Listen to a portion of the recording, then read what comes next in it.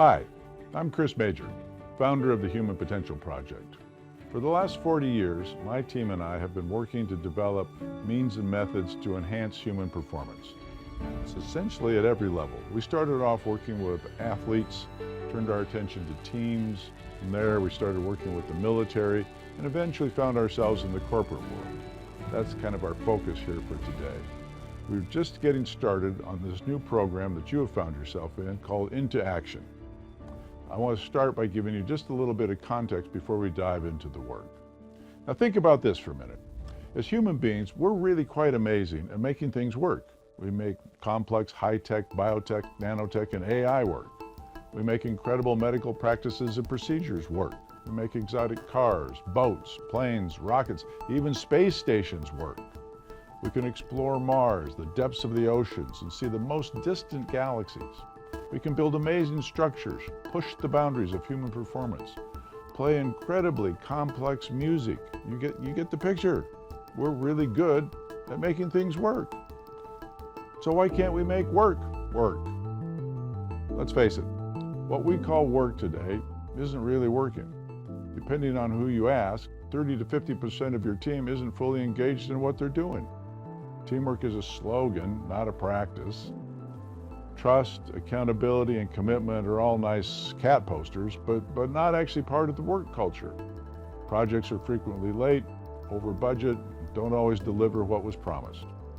People are frustrated and resentful. Managers don't know what to do about any of it, rather than dabble with happy-clappy motivational programs or new productivity or project management tools, all to no avail. And now, for the cherry on top, we now have some of the team working on site and some working remotely. Simply stated, work isn't working.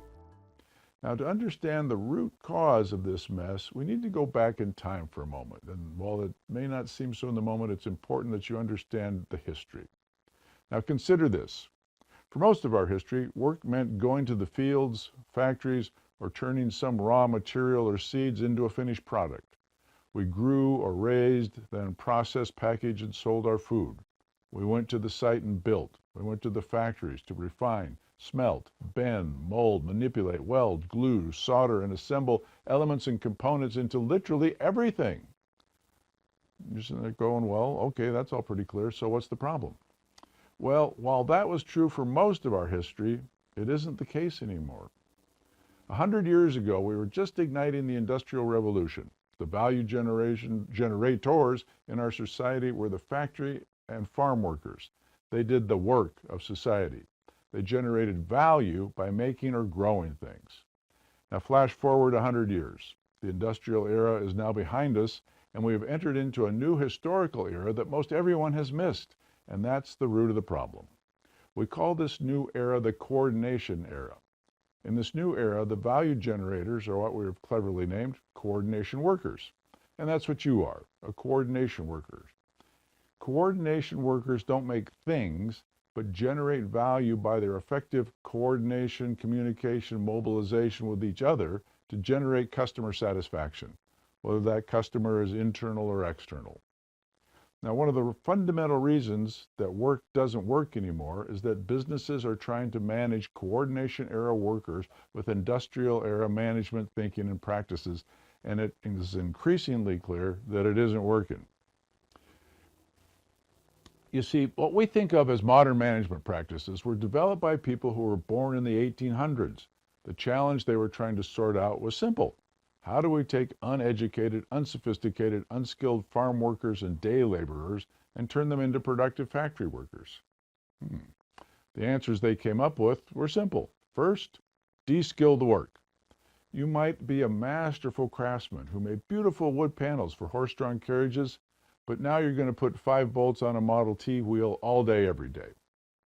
Yeah, it's boring, but by doing that, we can get anyone to do the job. Understand? So we de-skilled the work. Then they developed reporting systems that only tracked input, output, and throughput. Workers didn't really like it, but in those days there was no social safety net, and if they didn't work, they didn't eat. Now those days are long gone, but the industrial era thinking and practices stay with us like some miserable family heirloom. Now what does that mean for you your company, and your career. Simple. The essential skills for today and tomorrow are all about coordination, and that is what this program is all about.